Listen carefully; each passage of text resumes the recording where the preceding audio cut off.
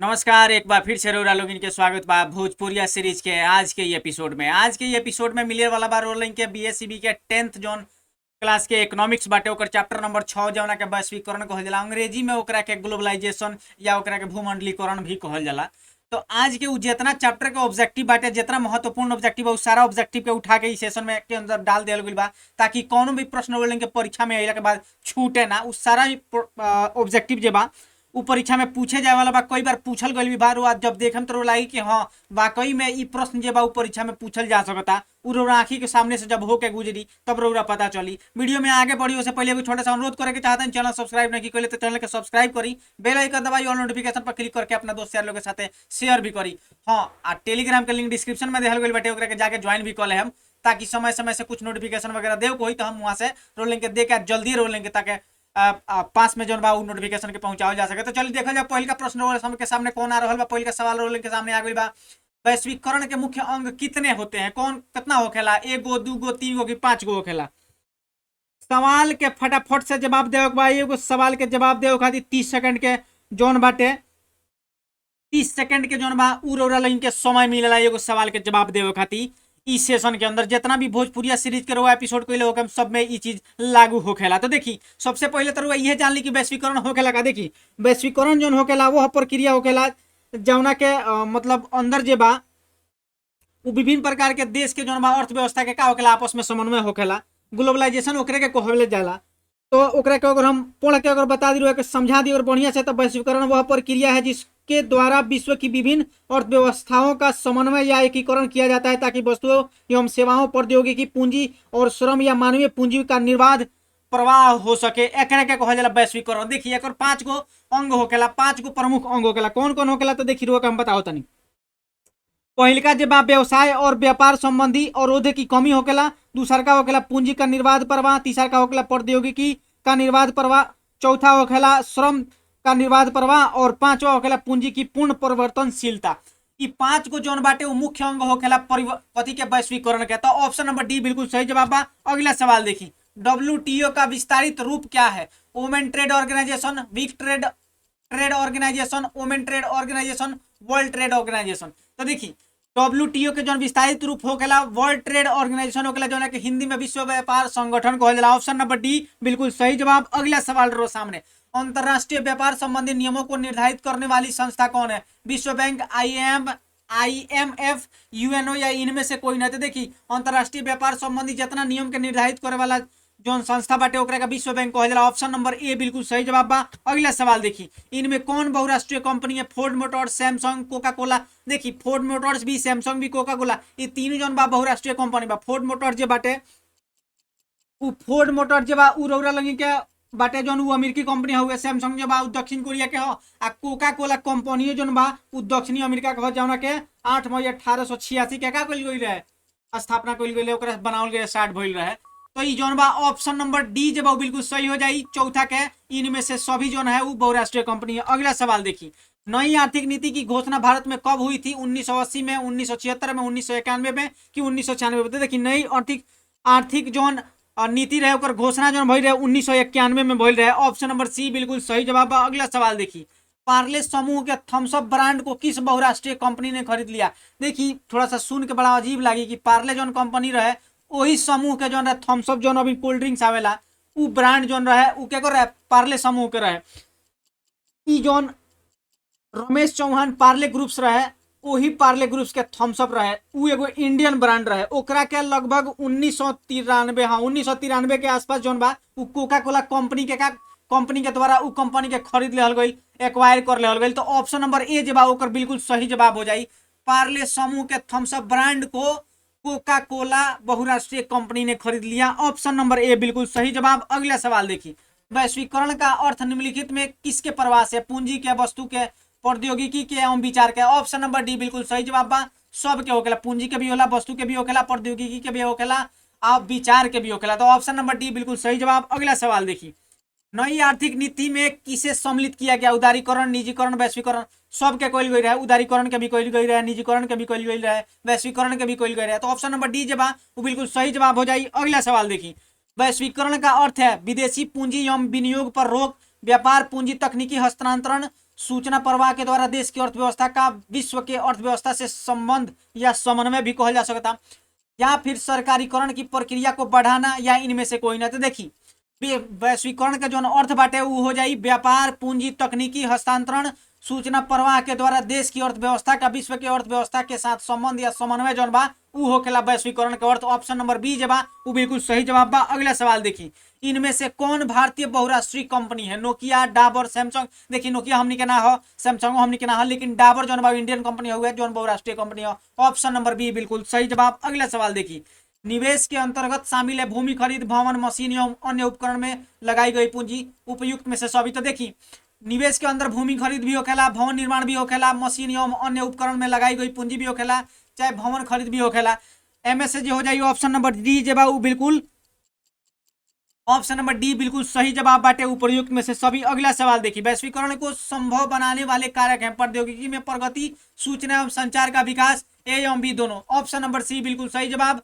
प्रौद्योगिकी में प्रगति भी और सूचना एवं संचार का विकास जौन बा वो दोनों जौन होकेला वैश्वीकरण के संभव बनावे के कारक होकेला। ऑप्शन नंबर सी बिल्कुल सही जवाब। अगला सवाल देखिए, विश्व व्यापार संगठन की स्थापना कब भइले? 1990 में, 1992 में, 1995 में कि 2000 में? तो देखिए विश्व व्यापार संगठन जौन रहे ओकर स्थापना जौन के WTO कहल जाला, ओकर स्थापना भइले 1995 में। ऑप्शन नंबर सी बिल्कुल सही जवाब। अगला सवाल देखिए, वर्तमान में विश्व व्यापार संगठन में कुल कितने देश है? 185, 164, 160, 172। ऑप्शन नंबर बी बिल्कुल सही जवाब, 164 गो जौन बा वर्तमान में विश्व व्यापार संगठन में देश शामिल बाटे। जितना लोग के दिमाग में चल रहा बा 164 गो बिल्कुल सही जवाब बा, ऑप्शन नंबर बी। अगला सवाल देखिए, आधिकारिक संरचना में आधारिक संरचना में शामिल है वित्त, संचार, शिक्षा, उपयुक्त में से सभी। देखिए आधारिक संरचना में तीनों शामिल होखेला, वित्त भी होखेला, संचार भी होखेला, शिक्षा भी होखेला। तो ऑप्शन नंबर डी बिल्कुल सही जवाब हो जाए। अगला सवाल देखिए, विश्वीकरण या वैश्वीकरण दोनों कहली, विश्वीकरण भी वैश्वीकरण के विश्वीकरण भी कहल जाला, तो गड़बड़ी वाला बात नहीं है। ओकरा के भूमंडलीकरण भी कहल जाला, ओकरा के ग्लोबलाइजेशन भी कहल जाला, एके गो के नाम हुए अलग अलग। तो विश्वीकरण का बिहार में निम्नलिखित में से कौन सा सकारात्मक प्रभाव पड़ा? कृषि उत्पादन में वृद्धि भइल, निर्यात में वृद्धि भइल, निर्धनता में कमी भइल, उपयुक्त में से सभी। तो देखिए सब प्रभावित भइल, कृषि में उत्पादन में वृद्धि भी भइल, निर्यात में भी वृद्धि भइल, निर्धनता में भी कमी आयल। तो ऑप्शन नंबर डी जे बा वो बिल्कुल सही जवाब हो जाए। 16 के जवाब ऑप्शन नंबर डी बिल्कुल सही जवाब हो जाए।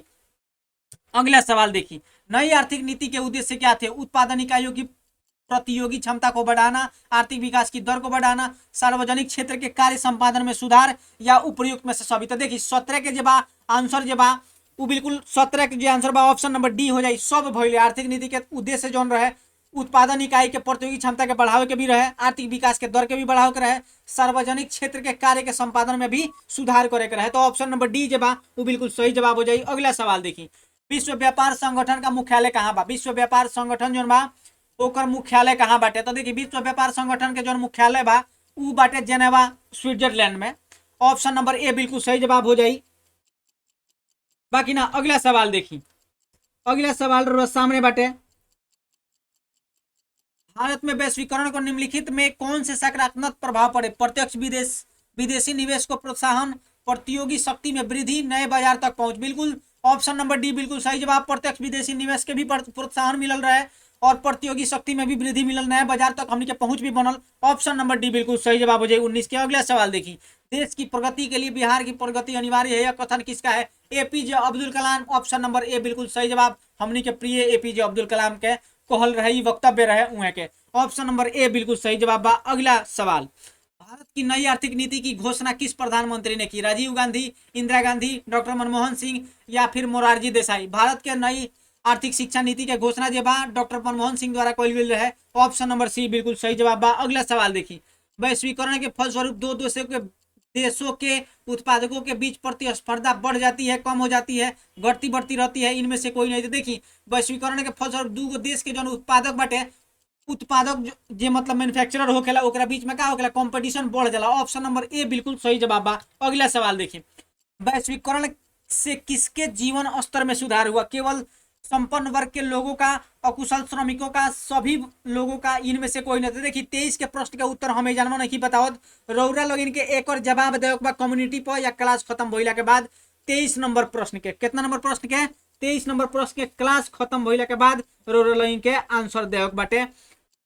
अगला प्रश्न देखिए, मॉल उपलब्ध कराती है वस्तुओं को अलग अलग स्थान पर, एक ही स्थान पर कुछ वस्तुएं, चुनी हुई वस्तुएं। तो देखिए मॉल जोन बा उ का करेला एक ही स्थान पर बहुत सारा वस्तु के उपलब्ध करा देला एक एक बिल्डिंग के नीचे। ऑप्शन नंबर बी जे बा बिल्कुल सही जवाब हो जाए। अगला प्रश्न देखिए, विदेशी निवेश का उद्देश्य होता है लाभ हानि, न लाभ न हानि, न इनमें से कोई नहीं। तो देखिए केहू भी अपन जब निवेश करेला ओकरा पीछे कहेगो मकसद होगला लाभ कमाई, प्रॉफिट जनरेट कोई, हाँ कि ना। तो ऑप्शन नंबर ए जे बा बिल्कुल सही जवाब हो जाए। अगला सवाल देखिए, जब एक विशालकाय भवन को बाजार के रूप में बदल दिया जाता है तब वो कहलाता है मंडी कहलाला, दुकान कहलाला, शॉपिंग मॉल कहलाला, इनमें से कोई नहीं। देखिए जब एक विशालकाय भवन जो होगा मॉल देख ले मगर रोलिंग के शहर के नजदीकी करीबी में अगर कहीं मॉल हुई तो देखे बड़ा विशालकाय भवन होकेला, ओकरा के क्या कहल जाला, एगो उमें बहुत सारा दुकान के बहुत सारा प्रोडक्ट के ओकरा अंदर समाहित कर देवल जाला, दुकान के ना बहुत सारा प्रोडक्ट के ओकरा अंदर समाहित कर देवल जाला, अलग अलग प्रोडक्ट के, तो उ का बन जाला एगो शॉपिंग मॉल बन जाला। तो ऑप्शन नंबर सी जवाब बिल्कुल सही जवाब हो जाए। अगला सवाल देखी, हमनी के कर रहल बानी सन बिहार बोर्ड मैट्रिक परीक्षा 2024 खातिर और 10th क्लास के इकोनॉमिक्स के चैप्टर नंबर 6 वैश्वीकरण के VVI ऑब्जेक्टिव या फिर कह सकता नहीं सोशल साइंस के VVI ऑब्जेक्टिव 2024 के एग्जाम खातिर 27 नंबर प्रश्न हमारे सामने बा। बहुराष्ट्रीय निगमों द्वारा दूसरे देशों में निवेश का सबसे सामान्य तरीका है स्थानीय कंपनी को खरीद लेना, स्थानीय कंपनी से साझेदारी, नए कारखाने की स्थापना। ऑप्शन नंबर डी बिल्कुल सही जवाब हो जाए। बहुराष्ट्रीय निगमों द्वारा दूसरे देशों में जो निवेश करे के सबसे सामान्य तरीका बा वो ऑप्शन नंबर ए से ए बी सी तीनों बाटे, तो ऑप्शन नंबर डी जवाब बिल्कुल सही जवाब हो जाए। अगला सवाल देखी, आर्थिक सुधार भारत में कब आरंभ भइल रहे, 1991 1900 में, 1991 में, 1992 में या फिर 1995 में। तो देखी आर्थिक सुधार जो आरंभ भइल रहे 1991 में भइल रहे, ऑप्शन नंबर बी जवाब बिल्कुल सही जवाब बा। अगला सवाल देखी रोरा सामने आ गई बा, बाजार का व्यापक विस्तार अब हो गया है पूरी दुनिया में, पूरे एशिया में, पूरे यूरोप में, इनमें से कोई नहीं। देखी व्यापार के व्यापक विस्तार जो बा पूरी दुनिया में हो गई बाटे 29 के, ऑप्शन नंबर ए जवाब बिल्कुल सही जवाब हो जाए। अगला सवाल देखी, उदारीकरण हटाती है प्रतिबंधों को, कोटा से, परमिट से, लाइसेंस से। देखी उदारीकरण जो बाटे उ का करेला बहुत सारा चीज के जितना प्रतिबंध बाटे नियम कानून वगैरह रहेला ओकरा के थोड़ा सा साइड कर दिया, ओकरा अंदर मरौत बरतल जाला, ओकरा अंदर छूट प्रोवाइड कर जाला, जैसे कोटा से, परमिट से, लाइसेंस वगैरह से। तो ऑप्शन नंबर डी जवाब बिल्कुल सही जवाब हो जाए। अगला सवाल देखिए, वैश्वीकरण को कहा जाता है भूमंडलीकरण, WTO, निजीकरण, उदारीकरण। तो देखिए अभी थोड़ा देर पहले ही बताई है वैश्वीकरण के जवाब उ भूमंडलीकरण भी कहल जाला, ऑप्शन नंबर ए जवाब बिल्कुल सही जवाब हो जाए। अगला सवाल देखिए, वैश्वीकरण के फलस्वरूप दो देशों के उत्पादकों के बीच प्रतिस्पर्धा कम होगी, बढ़ जाएगी, घटती बढ़ती रहेगी, कोई परिवर्तन नहीं होगा। देखिए वैश्वीकरण के फलस्वरूप जो दू देश के बीच के उत्पादकों जो बा, उत्पादक मतलब जो मैन्युफैक्चरर होकेला ओकर जो बा ओकरा अंदर प्रतिस्पर्धा जो होगा कंपटीशन जो होगा बढ़ जाला। तो ऑप्शन नंबर बी बिल्कुल सही जवाब हो जाए। अगला सवाल देखिए, इनमें से क्या वैश्वीकरण का दोष नहीं है, सामाजिक कल्याण की अपेक्षा एक अधिकार में वृद्धि, आर्थिक असमानता में वृद्धि, उद्यमियों को प्रोत्साहन। तो ऑप्शन नंबर डी जवाब बिल्कुल सही जवाब हो जाए। 33 के इनमें से जो वैश्वीकरण के दोष जो बा उ नहीं है, तो उद्यमियों के प्रोत्साहन जो बा उ दोष है नहीं है। अगला सवाल देखिए, वैश्वीकरण को प्रोत्साहित करने वाले प्रमुख कारक कौन है, प्रतिस्पर्धा, उदारवादी नीति, विकासशील अर्थव्यवस्था के अनुभव, उपयुक्त में से सभी। तो देखिए ऑप्शन नंबर डी जवाब बिल्कुल सही जवाब हो जाए। 34 के क्या हो जाए, ऑप्शन नंबर डी बिल्कुल सही जवाब हो जाए। प्रतिस्पर्धा भी, उदारवादी नीतियां भी और विकासशील अर्थव्यवस्था के अनुभव जो बा इ का करले वैश्वीकरण के प्रोत्साहित करे के जौन होकेला प्रमुख कारक होकेला, मतलब फैक्टर होकेला। ऑप्शन नंबर डी बिल्कुल सही जवाब। अगला सवाल देखिए, वैश्वीकरण की प्रमुख विशेषता उद्देश्य है कौन की होकेला, वस्तुओं का मुक्त प्रवाह, पूंजी का मुक्त प्रवाह, प्रौद्योगिकी का मुक्त प्रवाह या इनमें से सभी। तो देखिए वैश्वीकरण के प्रमुख जो विशेषता होकेला वो वस्तु के मुक्त प्रवाह भी होकेला, जहां मन करे तहां वस्तु के बेच दी, खरीद ली, जे मन करे से कली। पूंजी के भी जहां मन करे तहां लगा दी, जो जौना कंपनी में लगा हुआ, जौना देश में लगा हुआ लगा ली। प्रौद्योगिकी के भी इस्तेमाल पूरा धारा प्रवाह हो रहा बा, मुक्त प्रवाह बा, कहीं पर पाबंदी नहीं है। तो ऑप्शन नंबर डी जवाब वो बिल्कुल सही जवाब हो जाए। अगला सवाल देखिए, किस और शास्त्री ने उदार नीति का समर्थन किया था, मार्शल, एडम स्मिथ, पीगू या रॉबिन्स। तो देखिए एडम स्मिथ जो महोदय रहलन इहे जो रहलन और शास्त्री वैसन रहलन जो उदार आर्थिक नीति के समर्थन कैले रहलन। तो ऑप्शन नंबर बी जे बा, B for boy, B for book, B for बोका, सॉरी बी फॉर बुक जो बा ऑप्शन नंबर बी जे बा एडम स्मिथ जो रहलन उ और शास्त्री वैसन रहलन जो आर्थिक नीति के समर्थन कैले रहलन। तो ऑप्शन नंबर बी बिल्कुल सही जवाब बा। अगला सवाल देखिए, अंतरराष्ट्रीय बाजार के एकीकरण को क्या कहते हैं, उदारीकरण, निजीकरण, वैश्वीकरण या इनमें से। देखिए अंतरराष्ट्रीय बाजार के एकीकरण के क्या कहल जाला, वैश्वीकरण जाला। एगो डिफिनेशन होगा यहाँ से भी निकाल सकता नहीं कि अंतरराष्ट्रीय बाजार के एकीकरण को हम लोग क्या कहते हैं, वैश्वीकरण कहते हैं। ये भी एक लाइन में जवाब हो जाएगा। वैश्वीकरण के अगर एक लाइन वाला और 2 नंबरिया में अगर प्रश्न पूछ दे कि वैश्वीकरण का होखेला, शॉर्ट में अगर लिखे बाकी बताओ बाकी वैश्वीकरण का होखेला तो ये भी बता सकता नहीं कि अंतरराष्ट्रीय बाजार के एकीकरण को क्या कहते हैं, वैश्वीकरण कहते हैं। ऑप्शन नंबर सी बिल्कुल सही जवाब। अगला सवाल देखी, आई सेशन के जौन बा उस सेकंड लास्ट प्रश्न बाटे, बहुत जल्दी हमनी के 40 गो प्रश्न के करीब आ गई बानी। विश्व व्यापार संगठन के वर्तमान में सदस्यों की संख्या कितनी है, 164 गो बा। ऑप्शन नंबर ए बिल्कुल सही जवाब बाटे। अभी थोड़ा देर पहले बतैले रहनी है, प्रश्न पता ना कैसे रिपीट हो गई बाटे, हमरा नहीं है पता, ताकि बहुत प्रयास करनी कि कोनो प्रश्न के रिपीटेशन ना होके, फिर भी मिल जाला पता ना का है, हमरा से का दुश्मनी बा मालूम नहीं है। अगला सवाल देखिए, व्यापार पूंजी तकनीक एवं सूचना के प्रोत्साहन से मिलता है निजीकरण, वैश्वीकरण, उदारीकरण, इनमें से सभी सब मिलेला। ऑप्शन नंबर डी जे बाबू बिल्कुल सही जवाब हो जाए 40 के। ऑप्शन नंबर सॉरी व्यापार पूंजी तकनीक एवं सूचना के प्रोत्साहन से मिलता है, वैश्वीकरण मिलेला। ऑप्शन नंबर बी जे बाबू बिल्कुल सही जवाब हो जाए। यही प्रश्न के साथ हमनी के सेशन के समाप्ति होता। आखिरी प्रश्न ई रलक हो गया, चैप्टर नंबर 6 वैश्वीकरण के ऑब्जेक्टिव हमनी के खत्म कर लेनी सन। हमनी के का कोई नहीं हसन, बिहार बोर्ड मैट्रिक परीक्षा 2024 खाती सोशल साइंस के बीबीआई ऑब्जेक्टिव कर रहल बानी सन। जितना प्रश्न ये सेशन के अंदर आइल बाटे उ सारा परीक्षा में कई बार पूछल गइल बा, आगे भी पूछे जाए के पूरा संभावना बनता। तो कोनो भी प्रश्न के स्किप नहीं करे के, रिवीजन निरंतर होत रहे के चाहिए। जौन भी चैप्टर के ऑब्जेक्टिव हम यहाँ लेके आवता नहीं, चैप्टर के रिवीजन बहुत ही अति महत्वपूर्ण बाटे, ताकि कोनो प्रश्न ऐसा का आवे अगर कहीं हमरा से भूल चूक हो जाए तो जो पढ़ले रहे तो पता भी चल जाई कि हाँ ये जन्म कहीं मिस्टेक हो गई बाटे। हालांकि कोनो भी दिक्कत कोनो दुख तकलीफ होगा, कमेंट सेक्शन खुलल बा, वो जन्म जाके कमेंट कर सकता है, वो समस्या के निवारण करे के हम पूरा तरह से प्रयास कर रहल बानी। हाँ जहां तक लेकर रहल बात साइंस के मिक्स ऑब्जेक्टिव करवावे के, तो उस पर काम चल रहल बा, बहुत जल्दी रोल के सामने ऊपर जो मिक्स ऑब्जेक्टिव बाटे ओकरा के मुखातिब हम करवाएम। चलिए बहुत बहुत धन्यवाद यहाँ तक वीडियो देखे के। वीडियो पसंद आए वीडियो को लाइक करें,